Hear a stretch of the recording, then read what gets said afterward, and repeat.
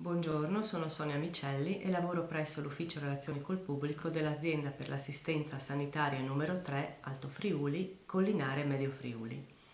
In questo video parlerò della prenotazione delle visite specialistiche e degli esami di laboratorio.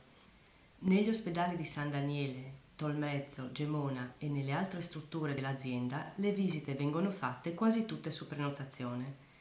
Per prenotare serve l'impegnativa del medico di base o dello specialista e la tessera sanitaria.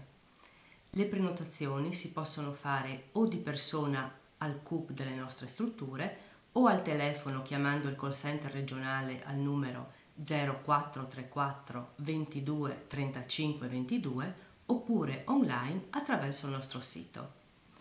Per alcune visite specialistiche le prenotazioni vengono fatte presso la segreteria del servizio interessato sia telefonicamente che recandosi di persona.